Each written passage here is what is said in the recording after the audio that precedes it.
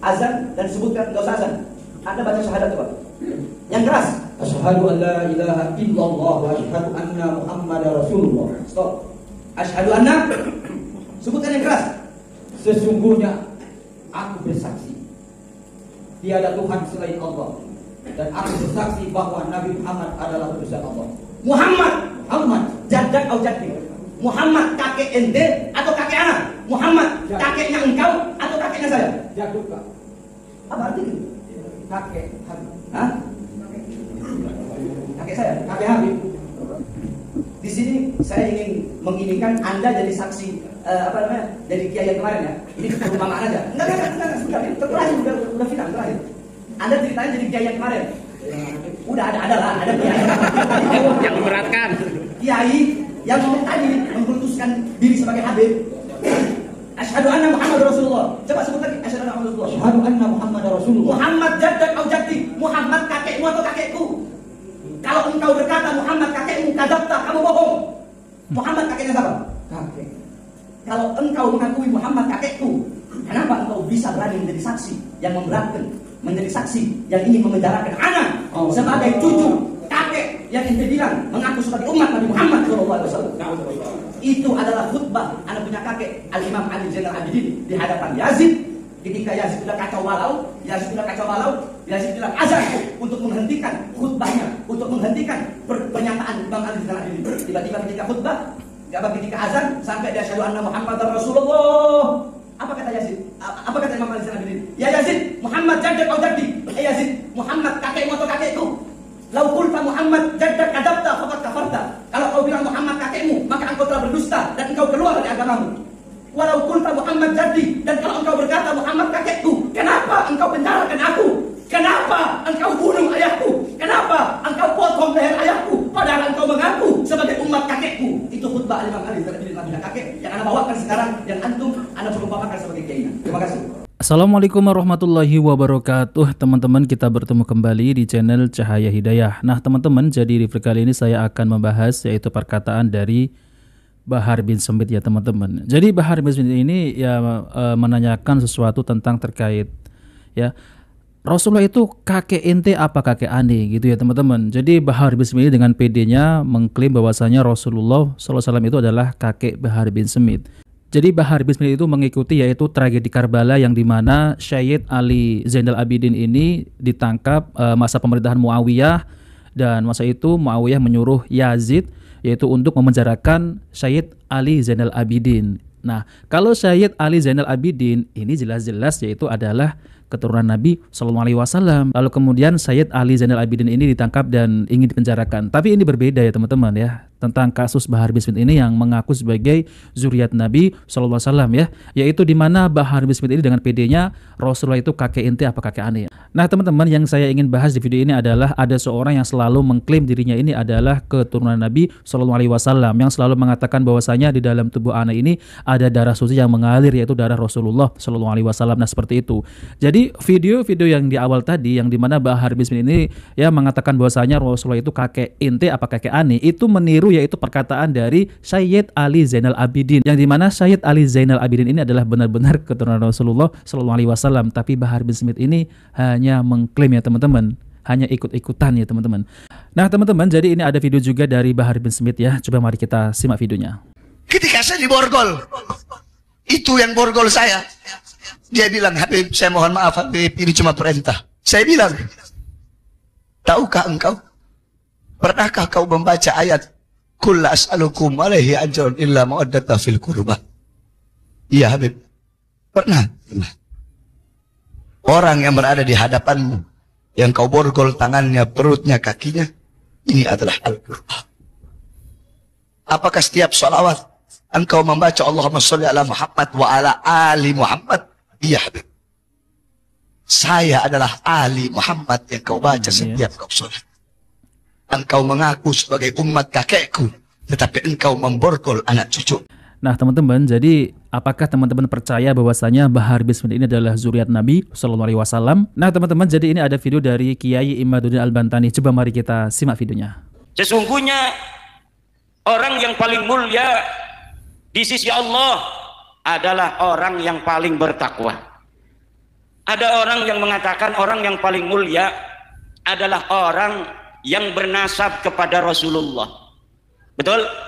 Ada nggak itu orang suka ngaku-ngaku cucu Rasulullah? Oh, ada. Ada nggak? Jawab yang tegas. Ada. Ngaku-ngaku cucu Rasulullah. Sejak anaknya bayi bisa ngomong, anaknya itu sudah diperkenalkan dengan doktrin-doktrin bahwa kamu adalah cucunya Rasul. Kamu lebih tinggi derajatnya daripada kiai-kiai. Kiai itu 70 pinter-pinter, kamu satu goblok, maka kamu lebih mulia daripada kiai-kiai itu. Kiai. Karena kiai itu mulia karena ilmu. Kalau dia gila, ilmunya hilang. Tapi kalau kamu cucu Nabi, kamu mulianya karena datmu, karena darahmu. Ada darah Rasulullah mengalir dalam tubuhmu. Walaupun kamu gila, kamu tetap menjadi mulia.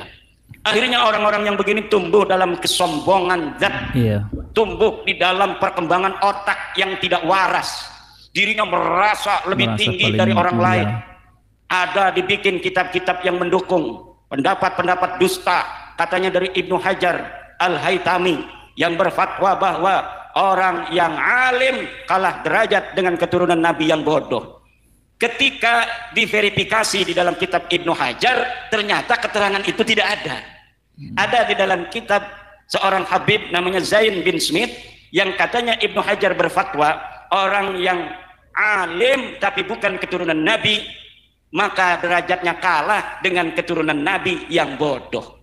Setelah saya teliti di dalam kitab Ibnu Hajar, katanya ada di dalam kitab fatwa. Fatwa itu, keterangan itu tidak ditemukan di dalam kitabnya Ibnu Hajar Al-Haytami. Berarti kutipan itu kutipan dusta.